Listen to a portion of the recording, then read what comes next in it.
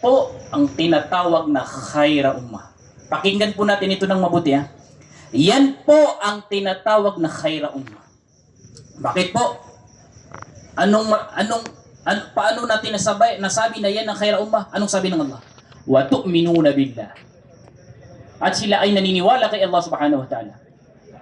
Sabi ng mga mufassirin, bakit ang Allah sa huli na niya sinabi ang iman? Dapat sa unahan. Kasi ang pagdadawa, pag-uutos ng kabutihan at pagbabawal ng masama, ang kondisyon nito, ang shart nito ay iman. Dapat may iman ka, tsaka mo magagawa ang pag-utos ng mabuti at pagbawal ng kasamaan. So bakit ang Allah sa huli na niya sinabi ang iman? Mismo ang mga mufassirin ang nagsabi rin na kanilang sinabi. Kaya po, simulan na Zakaria, nag-inalwin niya sa kitab yun, Tafadil Yaman.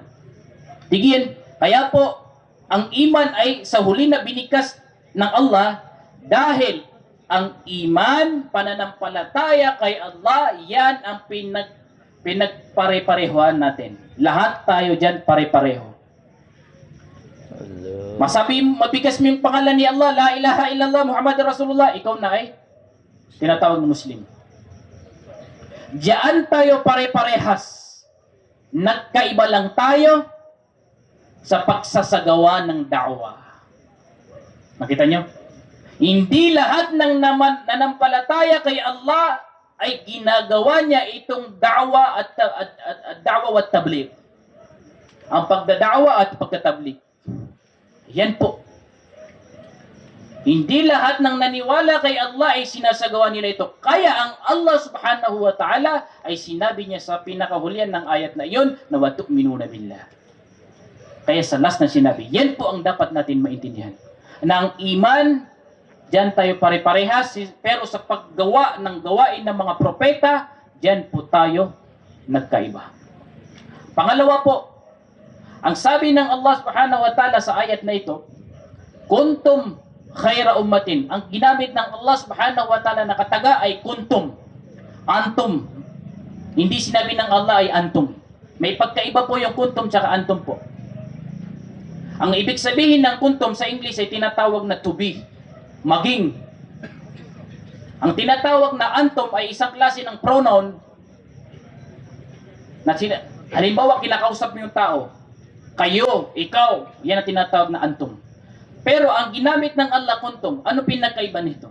Kung ang Allah, ang sinabi niya sa ayat na ito ay antum, ang ibig sabihin nito, dalawa po ang pwedeng maging ibig sabihin nito. Una, kung antum khaira ummatin ukhrijat linnas, ang magiging isang meaning nito, yung mga sahaba lang ang mga khaira ummah. Yan po ang mangyayari. Dahil ang ayat na yan ibinaba sa masa ng mga sahaba ng propeta Muhammad sallallahu alaihi wasallam. Pangalawa, pwedeng maging meaning niya kung antum ang sinabi ng Allah, lahat ng naniwala kay Allah ay khaira ummah. Pero, ang Allah ay malaki yung kaniyang kaalaman. Ang ginamit ng Allah subhanahu wa ta'ala ay kuntum, ang pinapaintindi ng Allah. Kung kayo ay maging pinupuntahan nyo yung mga tao, nagbibigay kayo ng da'wa, nag-uutos kayo ng mabuti, at nagbabawal kayo ng kasamaan, khaira ummah. Yan po ang dapat natin maintindihan. Pangatlo po, karina, ikatalawa karina. Nasa unahan ng ayat na ito, anong sinabi ng Allah subhanahu wa ta'ala? Sabi ng Allah subhanahu wa ta'ala, وَلْتَكُمْ مِنْكُمْ أُمَّةٌ يَدْعُونَ إِلَى الْخَيْرِ وَيَأْمُرُونَ بِالْمَعْرُوفِ وَيَنْهَوْنَ عَنِ الْمُنكَرِ وَأُولَئِكَ هُمُ الْمُفْلِحُونَ. Sabi ng Allah, وَلْتَكُمْ. Doon sa una sinabi ng Allah, kuntum. Dito, وَلْتَكُمْ. Dito natin mas maiintindihan. Sa unahan ng ayat na ito, baka siguro sa mga tatlong ayat, sa unahan niya. Ang sabi ng Allah, وَلْتَكُمْ مِنْكُمْ أُمَّةٌ يَدْعُونَ إِلَى الْخَيْرِ.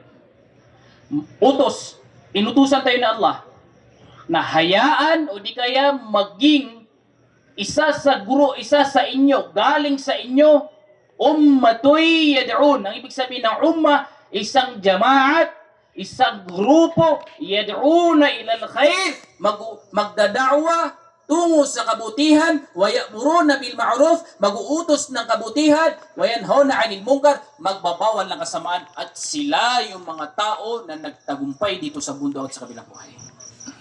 Sabi ng, yun, magkaiba yun. Dito sa ayat na ito, inutusan tayo ng Allah. Na tayo ang kausap ng Allah. Sabi ng Allah, maging o hayaan na sa inyong mga tao ay merong ummatoy yad'una ilal khair. Isang umma ay al-jama'a. Magkaroon ng umma o di kaya jama'at. Kaya ang tawag natin sa naglalakbay sa landas ng Allah ay jama'at. Isa ka jama'at, dua ka jama'at. Ginan yung mga loks. Rokinwa. Sa muta ummatoy yad'una ilal khair. Isang jama'a na magpapalaganap tungo sa kabutihan at mag-uutos ng kabutihan at magbabawal ng kasamaan. So, itong tandaan po natin. Sabi, yung mga tao na isinagawa nila yung utos ng Allah na iyon. Sabi ng Allah, di ba? Maging, inutusan tayo ni Allah eh. Yung mga tao na isinagawa nila yung utos na iyon, sabi ng Allah subhanahu wa ta'ala, kuntum khayra ummatin ukhrijat linnas ta'muruna bil ma'ruf wa tanhauna 'anil munkar. Tingnan nyo. Yung mga tao na isinagawa nila yung utos ng Allah na gumawa kayo ng isang grupo na magpapalaganap ng Islam, mag-uutos ng kabutihan at magbabawal ng kasamaan, yung mga taong isinagawa nila iyon, sabi ng Allah, kuntum khaira ummatin, kayo ay naging khaira ummah. So, sino pala ang khaira ummah?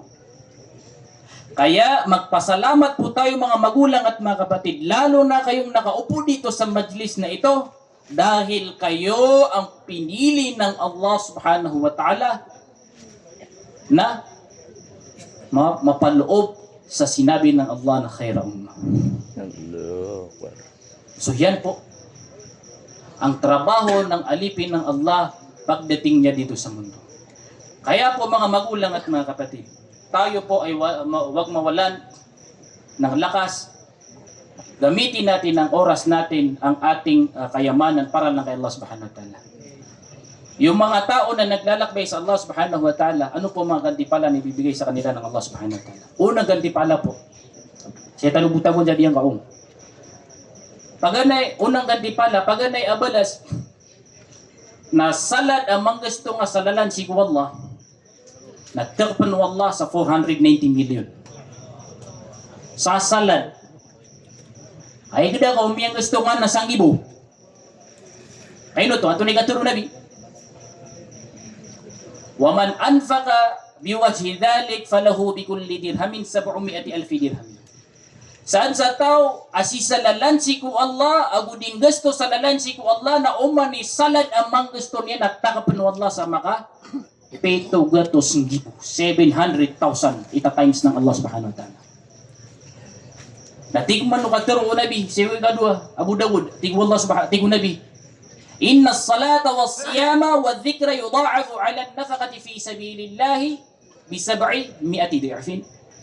So sambayang so puasa o so zikr oy amyaadan sa lalansi ko Allah nagtakapan iyan so balas o kang gusto sa lalansi ko Allah. Anto nang tabalas sa kang gusto sa lalansi ko Allah? 700,000 salad. Nagtakapan no to at tigo na bisap makapito gatos. Nalakay niyo sa kalkulatoryo 700,000 times 700 ato ni may sugat 490 million. Naknababog yung kasalad ang gusto nga salalan si Allah. Kaapya so sambayang so puasa so zikr ka nagtakapan to sa 490 million. Boy. Kala yan. Naugi na nin nakatano. Di nga si patamranaw. Na mapasang iman na niya nakandudubli. Igira puasa na may lingad. Tutunog-tunog sila dyan yung tapay tao. Makakuha. Nabugiro pa nung sa balaw. O di na, apiyaw da padiyan sa walay. Naguminiros kanya napakaluwa nga kasi misisa ka no. Nagito na da kasi kanya misi ganun. O giya man na nasipatan wakan dudubali na siya nan mabangkiring ko'y manan yan nakang gusto sa lalansi ko Allah ni sila kumapiya. So makalok sa kanang mga pagariyan. Matagbad na nan ibarat o balas ay magiwala si ko mga tao ading gusto sa lalansi ko Allah. Kaayam mataan benar nadaad diyang kaubalas ay mugir katan wallah subhanahu wa ta'ala. Ating wala, wallahu yudha'if liman yasha. Nagupda katakapnakan si mga tao ang kabaya wallah subhanahu wa ta'ala. Yan ni pure. Na sa mga tao asisalalan si wallah na tunay katulong nabi. Mawqifu sa'atin fi sabilillahi khairum min ad-dunya. Mawqifu sa'atin fi sabilillahi khairum min qiyami laylatil qadr 'inda hajaril aswad. So katitindig sa lalansi ko Allah subhanahu wa ta'ala na tumo adi so katitindig si ko Kaaba masa al-Lailatul Qadr amadadaw makagyong tahajiratul aswad. Lumani sar katanong na makapnay ka ni. Makapagumrah da. Nabigan tanuan na sa miyak kalubod. Nakagibo ka sungo sa lalansi ko Allah subhanahu wa ta'ala. Ay pa may milalakaw nga napidal jamaat. Allah. Sa Pakistan na 1 year na pidal jamaat. Ikadua tingin Nabi sallallahu alaihi wasallam. La yajtami'u gubarun wala dukhanu jahannam fi man khazay mu'minin abadan.